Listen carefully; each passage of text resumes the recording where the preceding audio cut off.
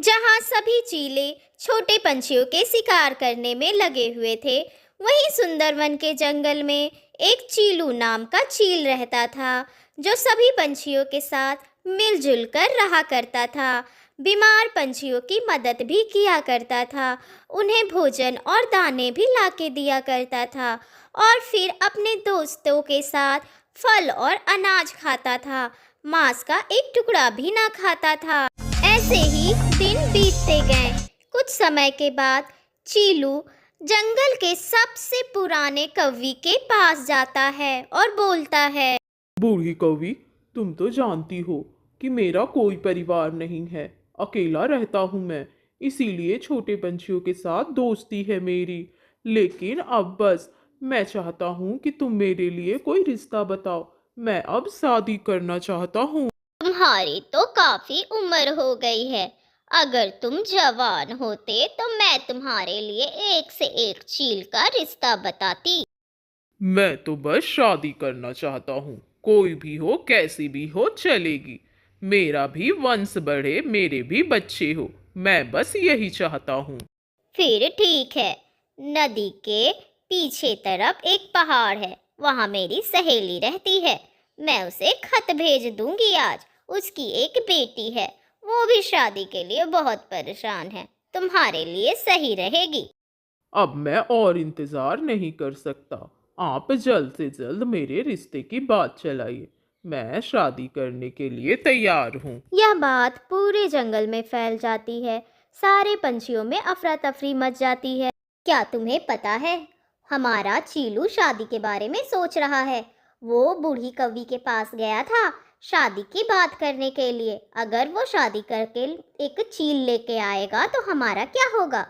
ये चीलू बुढ़ापे में जवान हो रहा है, अपना वंश बढ़ाने के चक्कर में हमारा क्यों वंश घटाने में लगा हुआ है। समस्या बहुत ज्यादा गंभीर है। मैं कहता हूँ रानो, वो तुम्हें अपनी छोटी बहन मानता है। तुम्हें बहुत मानता है वो। तुम जाकर उससे बात करो कि ये शादी का ख्याल अपने मन से निकाल दे। कालू भैया, मैं उस चीलू के निजी जिंदगी में कैसे दखल अंदाजी कर सकती हूँ। है भी तो वो चील, कहीं गुस्से में मुझे नुकसान पहुँचा दे तो। कुछ नहीं होगा रानो।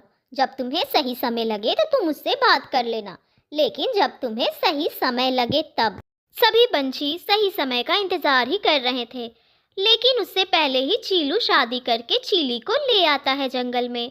दूर जंगल से आने के कारण वो दोनों थक जाते हैं और सफेदी के स्टॉल पे जाकर बैठ जाते हैं। चील के डर से सभी वहाँ के पंछी डरकर भाग जाते हैं। सफेदी चाचा, बहुत थका हुआ हूँ और जोर की भूख भी लगी है। जल्दी से आप स्पेशल छोले भटूरे ले आइए। और ये देखिए, हमारी स्पेशल मेहमान मेरी पत्नी है ये। कालू और गौरी वहीं बैठे हुए थे। तभी गौरी बोलती है, कालू जी सुन रहे हैं ना, इसने तो शादी भी कर ली और हम सब सोचते ही रह गए। छोले भटूरे अभी लेकर आता हूँ। आप इतना डर क्यों रहे हैं सफेदी चाचा? पहली बार आपकी दुकान पे थोड़ी आया हूँ। जल्दी से बस भोजन लगा दें। सफेदी डरता हुआ भोजन परोस देता है। ये ले छोले भटूरे। पैसे ना भी दें तो चलेगा। मुझे थोड़ा जल्दी है। मैं दुकान बंद करना चाहता हूँ। थोड़ा जल्दी खा ले। अरे अरे, आप तो डर रहे हैं। डरने की कोई बात नहीं है, मुझे चीलू के जैसा ही समझिए। फिर वो जल्दी से छोले भटूरे खा लेते हैं और वहां से चले जाते हैं। अब इस जंगल का भगवान ही मालिक है। चीलू चीली को अपने घर लेकर जाता है। घर तो आपका बहुत बड़ा और अच्छा है, किचन भी आपका बहुत अच्छा है। चलो, अच्छी बात है तुम्हें मेरा घर पसंद आया। देखो, यही सारा कुछ सामान रखा हुआ है। दाल चावल और सारा किचन का सामान है। तुम जल्दी से खाना बना लो। हाँ हाँ, मुझे दिख तो रहा है, लेकिन चूल्हे में आग कैसे जलाऊं? यहाँ लकड़ियाँ तो है ही नहीं। ओहो, मैं भी बड़ा भुलक्कड़ हूँ। शादी करने के चक्कर में लकड़ियाँ जुटाना तो भूल ही गया। एक काम करता हूँ, चिड़िया से मांग के ले आता हूँ। चिड़िया? क्या यहाँ जंगल में चिड़िया भी रहती है? हाँ हाँ, चिड़िया वो मेरी छोटी बहन जैसी है। अभी जाकर मैं लकड़ियाँ लेकर आता हूँ। तुम बस खाने की तैयारी में लग जाओ। फिर चीलू चिड़िया के घर पे जाकर आवाज लगाता है। आवाज सुनकर चिड़िया घर से बाहर आती है और बोलती है, चीलू भैया, मैंने सुना है कि आपने शादी कर ली है और यहाँ एक चील को लेकर आए हैं रहने के लिए। हाँ हाँ रानो बहन, और शादी के चक्कर में लकड़ियां लाना भी भूल गया। तुम्हारी भाभी लकड़ियां मांग रही है, चूल्हे में आग जलाना है, मुझे थोड़ी सी लकड़ियां दे दो। वो तो मैं आपको दे दूंगी भैया, लेकिन आपने जरा भी हमारे बारे में ना सोचा। बुरा मत मानिएगा चीलू भैया, लेकिन अगर वो चीली हम लोगों का शिकार करेगी तो हम क्या करेंगे, कहाँ जाएंगे हम? तुम चिंता ना करो रानो, हम चीलू से तुम सब पंछियों को कोई नुकसान नहीं पहुंचेगा, और वो मेरी पत्नी है, वो भी ऐसा कुछ नहीं करेगी, मैं इसका ध्यान रखूंगा। यह कह के चीलू रानू के यहाँ से लकड़ियाँ लेके चला जाता है। ये लो भगवान, लकड़ियां लेकर आ गया हूँ, और जल्दी से खाना बना दो, मैं भी थोड़ा काम पर जाऊंगा। वो सब तो ठीक है, पर आप इतनी सारी लकड़ियाँ लेकर आए हैं, कहीं उस चिड़िया को कम ना पड़ जाए, उसके भी तो परिवार होंगे ना। ना ना, तुम चिंता मत करो, चिड़िया बहुत मेहनती है, वो अपने छोटे बच्चे के साथ रहती है, उसने अपने लिए लकड़ियां रख ली है। ओ, तो उस चिड़िया का छोटा बच्चा भी है। ठीक है ठीक है, आप मेरे लिए जल्दी से मछलियाँ लेके आएं। मुझे दाल चावल से मेरा काम नहीं चलेगा, मेरा मछली खाने को मन है। ठीक है, तुम चूल्हा जलाओ और भोजन पकाने की तैयारी करो, लेकिन मैं मछली नहीं खाता हूँ, मैं मांस बिल्कुल नहीं खाता हूँ, लेकिन तुम्हारे लिए ले आऊंगा। चीलू नदी पर जाता है और वहां जाकर मछली एक पकड़ भी लेता है। मछली को पकड़ने के बाद वो अपनी पत्नी के लिए घर भी ले आता है। भगवान, देखो मैं तुम्हारे लिए कितनी बड़ी मछली लेकर आया हूँ, तुम्हें ये बहुत अच्छा लगेगा। जल्दी से बस भोजन पकाओ, मुझे भी भूख लगी। थोड़े ही समय बाद चीली भोजन परोस देती है। तभी चीलू बोलता है, ये क्या चीली, तुम तो जानती हो मैं मांस नहीं खाता हूँ, फिर तुमने मुझे ये मछली क्यों दे दिया?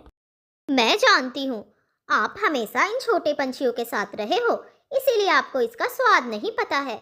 आप बस एक बार इसे खाकर तो देखिए, बहुत स्वादिष्ट लगेगा।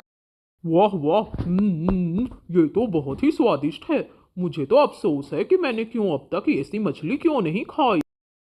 हम चील तो मांस मच्छी खाने के लिए ही बने हैं, भला घास फूस कौन खाता है?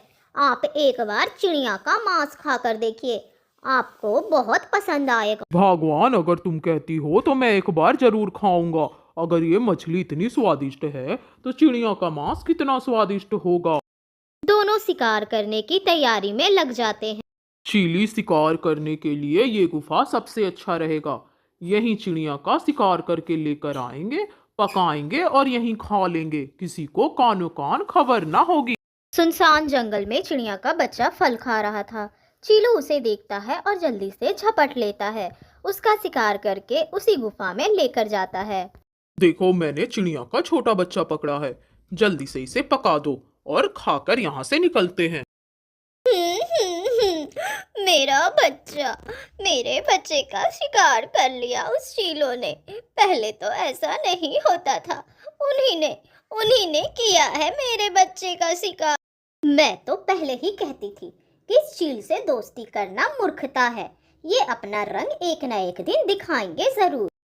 जंगल का माहौल काफी गंभीर हो गया था, सभी पंछी काफी डरे हुए थे। कुक्कू बेटा, जंगल का माहौल काफी खराब हो गया है, मैं लकड़ियाँ और भोजन लाने जा रही हूँ, आप दरवाजे खिड़की अच्छे से बंद कर लेना। ठीक है मम्मा, मैं दरवाजे और खिड़की अच्छे से बंद कर लूंगा और इसे खोलूंगा भी नहीं। चीलू अंकल भी बोलेंगे तब भी नहीं खोलूंगा। फिर चिड़िया निश्चिंत होके भोजन और लकड़ियों के लिए अपने घर से बाहर निकलती है। घर से बाहर तो मैं आ गई, लेकिन मन मेरा आज बहुत घबरा रहा है।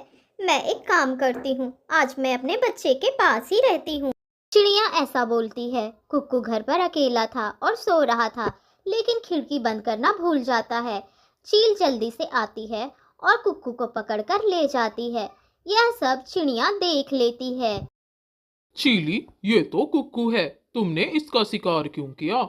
ये तो मेरी बहन रानो का बेटा है। चीलू जी, आखिर चिड़िया हमारी बहन कैसे हो सकती है? ये तो एक शिकार है और इसकी माँ भी शिकार है। जल्दी से इसको पकाती हूँ, फिर देखिएगा बहुत मजे मजे से खाएंगे इसे। चीली, मेरी बहन रो रही होगी, जल्दी से इसे लौटा देते हैं, वरना अच्छा नहीं होगा। चीलू जी, आप तो बुरा मान गए।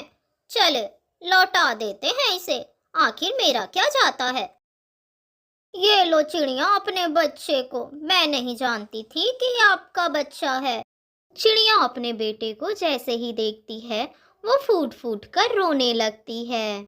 रानो, मुझे माफ कर दो, मेरी वजह से तुम्हें काफी परेशानी हुई है। मैं हूं भला एक चील। चील भला शिकार करना नहीं भूलता है। मैं जा रहा हूँ, मैं अब इस जंगल के रहने के काबिल